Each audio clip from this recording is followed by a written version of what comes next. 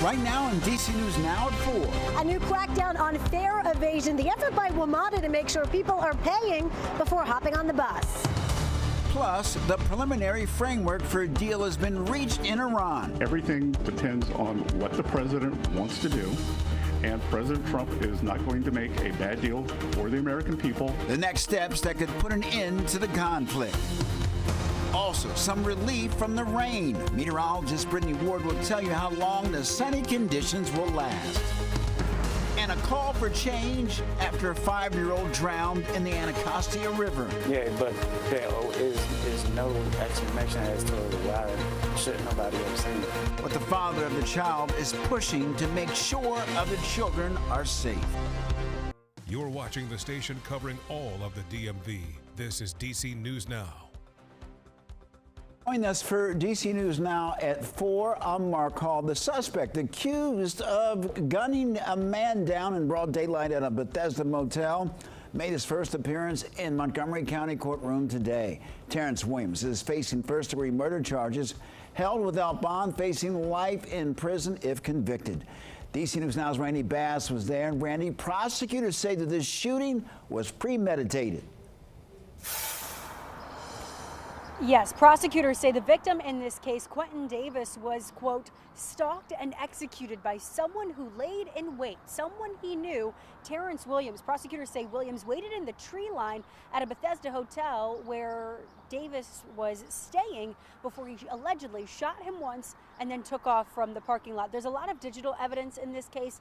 The suspect in this case allegedly caught on video and apparently made threats over text message in the days before the shooting, saying, quote, "I'll see you soon. The streets is where I'm from." That was that text allegedly sent from the suspect to the victim just hours before he was shot dead. The victim's girlfriend actually came to the scene, talked to police, showed officers that message, and told them the two knew each other from prison and had a recent falling out after Williams allegedly stole something from Davis. But this is not Williams' first serious charge. He was just released last September after serving nearly 2 decades behind bars. The defendant, as was mentioned in open court, had previously been convicted of an attempted murder and had a 30-year sentence, which he had basically completed and was out on parole in that 30-year sentence. So when Judge Moffitt ordered that he be held without bond today, I think that Judge Moffitt did the only thing he could do. He did exactly the right thing and held him without bond. He was released in September. He's in the community for 7 or 8 months in the community. I think that's an alarming fact. And he did 21 years in prison. Now, prosecutors say they may put this case before the grand jury. The suspect is due back in court again on June 26 for a preliminary hearing. In Rockville, I'm Randy Bass, DC News Now. Brandy, thank you. There's a new juvenile curfew going in place in the district, and you can see a picture of the curfew zone on your screen.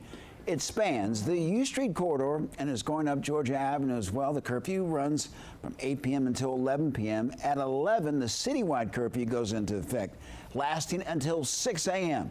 The new curfew starts tonight and will run through the weekend. And a reminder that you can expect an increased presence in law enforcement this summer in the district. This is all part of the Operation DC Safe and Beautiful.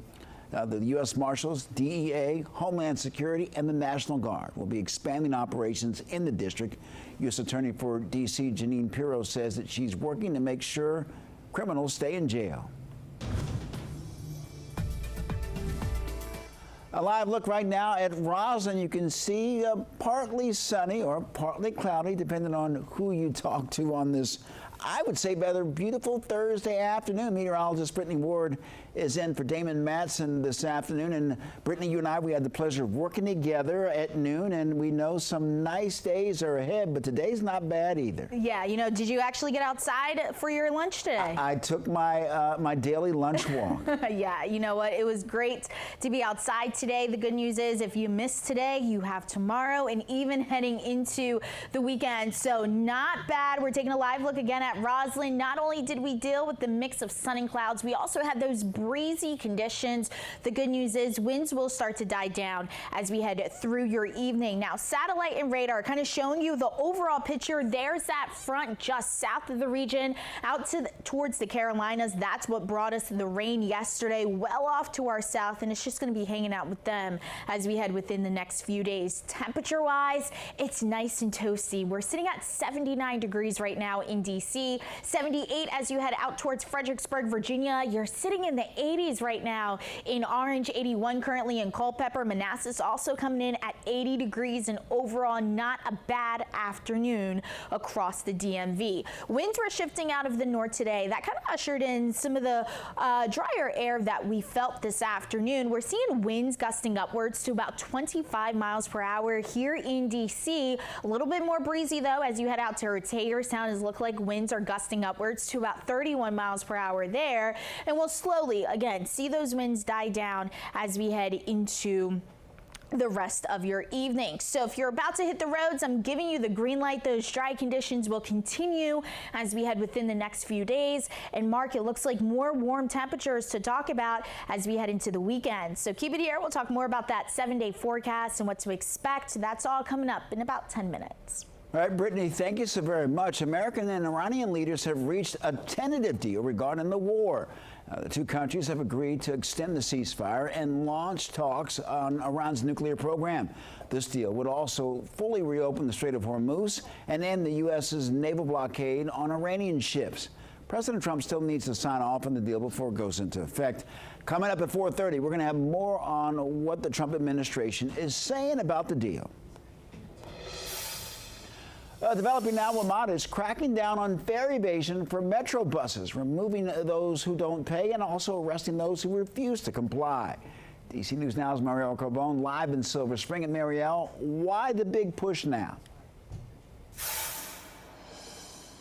Well, Mark, simply put, WMATA says it needs the revenue. Now, today, Metro employees were here at the Silver Spring station educating passengers and stopping those who didn't pay from hopping on the buses here. Now, as part of this blitz, you can expect to see more uniformed officers and Metro managers at stations where fare evasion is prevalent. So think Silver Spring, Anacostia, New Carrollton, Pentagon City, and more. Officers will also rely on video surveillance. So an officer may be watching bus footage live.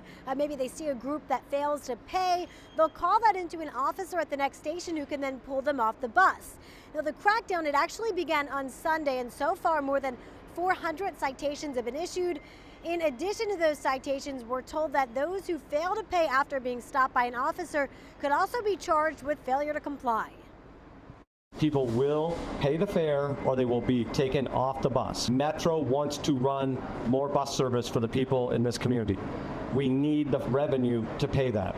Nothing is free in this world, and Metro does not have the funding to deliver the more bus service that the community wants.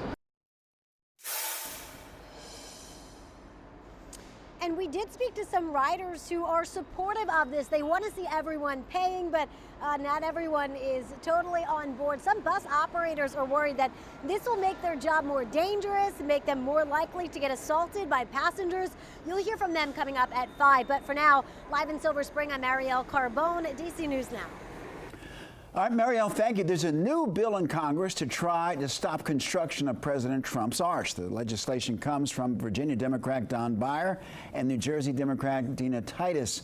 Now, Congressman Beyer's district includes Arlington National Cemetery.